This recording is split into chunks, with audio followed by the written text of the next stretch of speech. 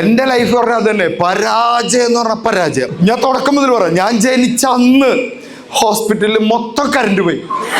അത് എൻ്റെ ജനനമായി അതിനൊരു ബന്ധവുമില്ല. പക്ഷേ ഡോക്ടർ വന്നിട്ട് പറഞ്ഞു, നീ ഹോസ്പിറ്റലിൽ മൂട് കളഞ്ഞു. 4ാം ക്ലാസ്സിൽ പഠിക്കുമ്പോൾ എന്നെ ഒരു ടീച്ചർ സ്റ്റേജിൽ നിർബന്ധിച്ച് കയറ്റി പ്രസംഗിക്കാൻ. കർട്ടൻ പൊന്തി എൻ്റെ ബോധം പോയി.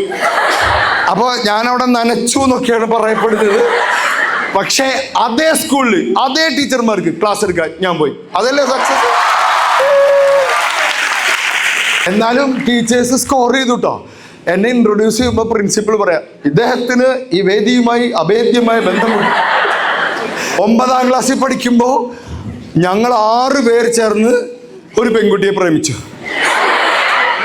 അന്ന് അങ്ങനെയാണ്, ലിമിറ്റഡ് റിസോഴ്സേ ഉള്ളൂ.